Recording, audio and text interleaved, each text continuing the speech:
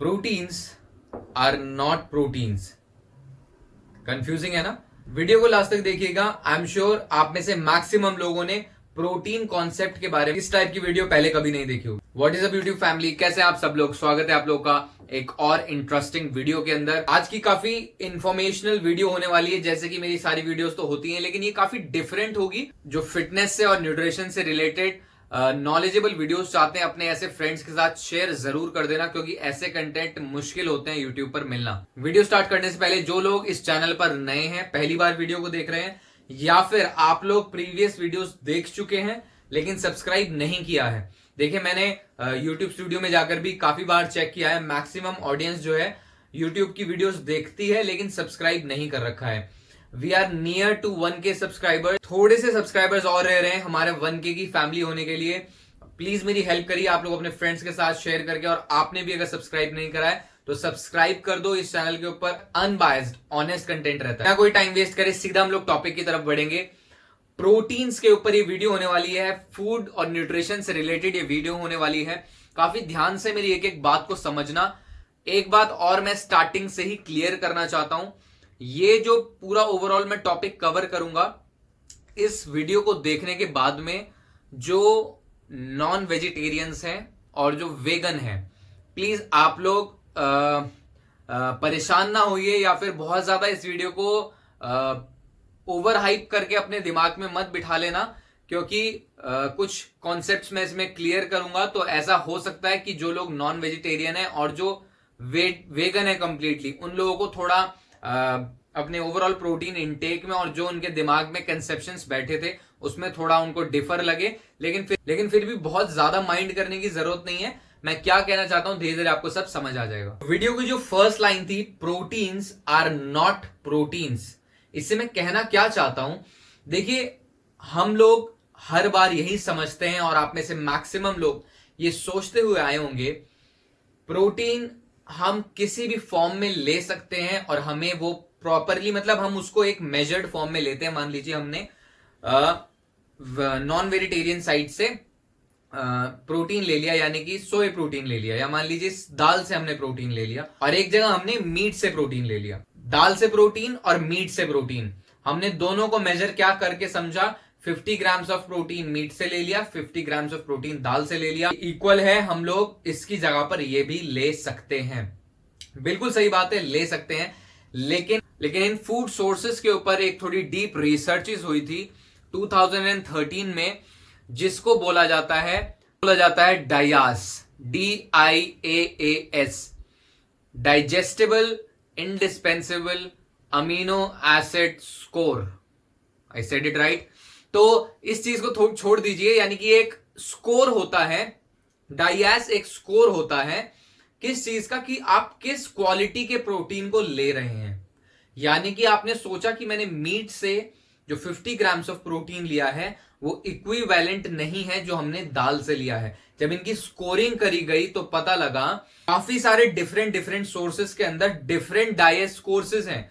यानी कि हम लोग जो प्रोटीन ले रहे हैं, अपने अंदर इंटेक कर रहे हैं, वो सारे प्रोटीन सोर्सेस 9 अमीनो एसिड जो प्रोटीन के अंदर होते हैं वो सब के अंदर प्रेजेंट नहीं है। हम जितना सोच रहे हैं उतना हमारी बॉडी एब्जॉर्ब नहीं कर रही है। उसकी अवेलेबिलिटी और उसका एब्जॉर्प्शन, उसकी डाइजेशन डिफरेंट है according to the food sources. अब मैं कुछ फूड सोर्सेस के रिसर्चेस को आपको एक्सप्लेन करूंगा जिससे कि आपको नॉलेज हो जाए।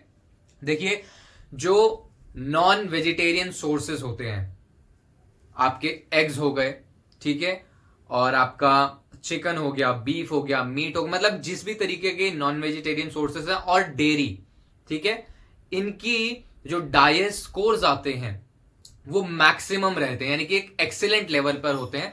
100 से अबव और 100 जो डाइजेस्ट स्कोर होता है वो एक्सीलेंट लेवल पर आता है। तो इन सब के सोर्सेस एक्सीलेंट लेवल पर होते हैं। और इनसे थोड़ा सा नीचे आता है सोया प्रोटीन, आपने सुना होगा, और उसके नीचे फिर आ जाते हैं और बाकी प्रोटीन्स, और बिल्कुल लोअर लेवल पर आते हैं जैसे कि हो गए पीनट्स और आमंड्स, इस तरीके के जो नट्स होते हैं, सीड्स होते हैं। और ये लेंटिल्स भी काफी कम इनके डाइजेस्ट स्कोर रहे।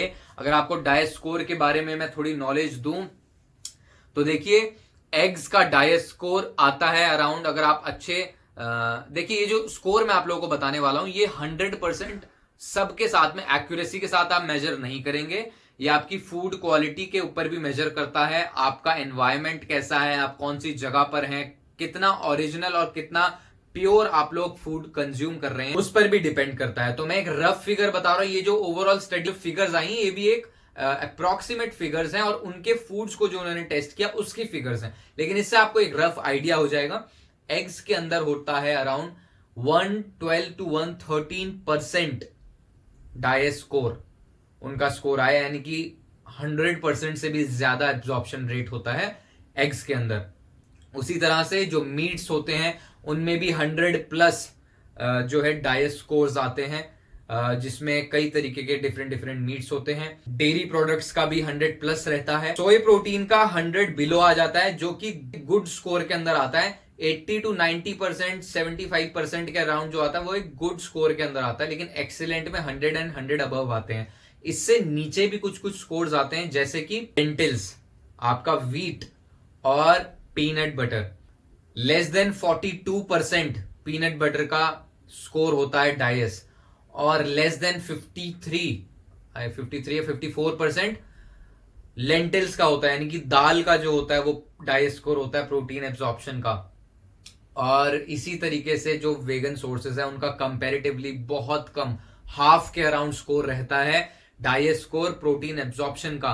तो कुछ लोग समझते हैं कि पीनट बटर हमने दिन में इतने ग्राम्स खा लिया या 100 ग्राम्स खा लिया, 200 ग्राम्स खा लिया, और उसमें जो लेबल क्लेम है वो जो प्रोटीन उसमें 12, 15, 20 ग्राम जो हमें मिल रहा है वो हमको इनटेक हो गया। समझिए पीनट्स में ऑलरेडी काफी कम अमाउंट में प्रोटीन होता है, और जो quality of the protein peanuts की होती है वो बहुत ज्यादा डी ग्रेड लेवल की होती है, और उसका एब्जॉर्प्शन रेट भी बिलो 50, 40 to 45 के अराउंड आता है, यानी कि आप लोगों को बहुत कम एब्जॉर्प्शन मिलता है जब आप पीनट प्रोटीन लेते हैं। तो उसी तरीके से दाल का भी रहता है, लेंटिल्स का, यानी कि लेंटिल्स इंग्लिश में बोलेंगे उसको, हिंदी में हम लोग भारत में हमारे दाल बोला जाता है भाई।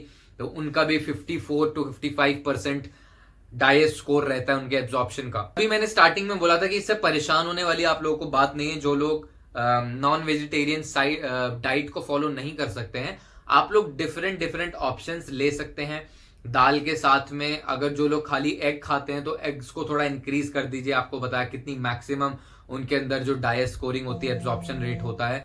और जो लोग एग्स भी नहीं खा सकते, यानी कि बिल्कुल नहीं खा सकते हैं मीट, तो चलिए फिर दूसरी बात है, तो आप लोग क्या कर सकते हैं, सोया प्रोटीन ले सकते हैं। मिल्क का कंजम्पशन, डेयरी प्रोडक्ट्स का कंजम्पशन थोड़ा इंक्रीज कर सकते हैं, जिसमें आप कर्ड को ले सकते हैं, मिल्क को ले सकते हैं ना। तो ये चीजें काफी ज्यादा हाई इन डाइट स्कोर्स रहता है, इनका प्रोटीन एब्जॉर्प्शन रेट काफी ज्यादा हाई रहता है। बाकी उन लोगों के लिए तो कोई प्रॉब्लम ही नहीं है जो टोटल नॉन वेजिटेरियन डाइट ले सकते हैं, जैसे कि मैं भी हूं।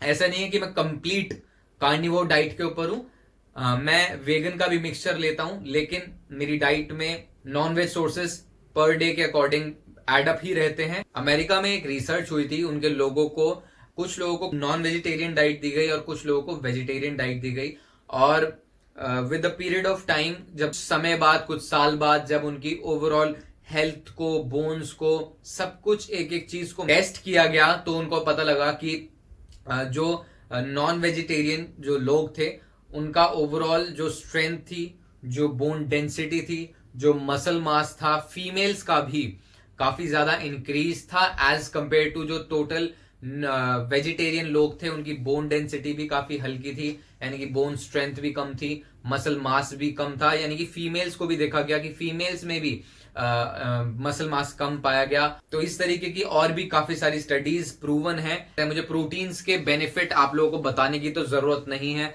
आपकी ओवरऑल एक हेल्दी लाइफ के लिए एक एवरेज पर्सन को अपने बॉडी वेट से इंटू 1.6 से लेकर 1.2 ग्राम्स तक प्रोटीन इंटेक करना ऑप्टिमल होता है, आपकी स्किन के लिए, आपकी बोन्स के लिए, कार्टिलेज के लिए, आपके हेयर्स के लिए, नेल्स के लिए, ओवरऑल आपकी मसल मास को पूरा रखने के लिए, ताकि आप और ज्यादा कमजोर ना होते जाएं। काफी लोगों को आपने देखा होगा कि काफी लोग जो है खाना तो अच्छी तरीके से खाते हैं, लेकिन उनका मसल साइज भी अच्छा नहीं होता है, चाहे वो मेल्स हो चाहे फीमेल्स हो। बात वही है कि डाइट के अंदर कार्बोहाइड्रेट्स और फैट्स का इंटेक तो है, लेकिन प्रोटीन का नहीं है। प्रोटीन ही है जो आपकी मसल्स को बिल्डअप रखेगा, बड़ा नहीं तो कम से कम जितना है उतना रहने देगा। तो इसलिए फीमेल्स और मेल्स दोनों के लिए प्रोटीन इतना ज्यादा जरूरी बन जाता है। बाकी आप इंस्टाग्राम पर भी मुझे फॉलो कर सकते हैं, मैं उसमें भी short videos, informational videos, myth busting videos को डालता रहता हूं। उम्मीद करता हूं आप लोगों को इन्फॉर्मेशन मिली होगी और कुछ नया सीखने के लिए मिला होगा। फिर से ये बात को मैं कंक्लूड कर रहा हूं कि जो लोग वेगन हैं बिल्कुल ही, देखिए उन लोगों के लिए तो फूड सोर्सेज की बहुत ज्यादा कमी है। जो दूध भी नहीं लेते हैं, है ना, और जो एग्स भी नहीं ले सकते हैं, तो वो तो प्योरली वेगन हो गए। मुझे तो समझ नहीं आता कि लोग, बड़े बड़े सेलिब्रिटीज को देखकर लोग अपने नॉन वेजिटेरियन डाइट से शिफ्ट हो रहे हैं वेजिटेरियंस पर और वेगन डाइट्स के ऊपर।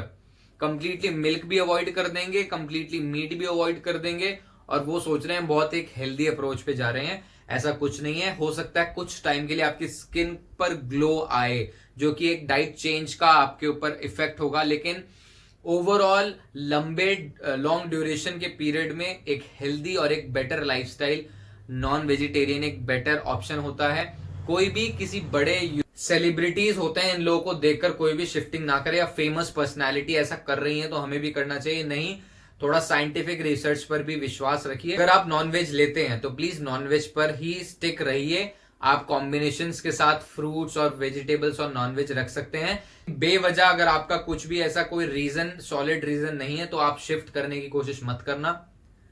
जो नॉन वेजिटेरियन है उनको मैं फोर्स नहीं कर रहा हूं। आप लोग अपने ही सोर्सेस के अंदर, बिल्कुल बहुत सारे बॉडी बिल्डर्स भी हैं जो इन्होंने अच्छी फिजिक बनाई है वेजिटेरियन होकर, लेकिन थोड़ी आप लोगों को बायो अवेलेबिलिटी में और अपने सोर्सेस फाइंड करने में थोड़ी प्रॉब्लम होती है। आज के लिए इस वीडियो में इतना ही। मिलेंगे हम लोग अगली वीडियो में। ख्याल रखिए आप लोग अपना। तब तक के लिए पीस आउट।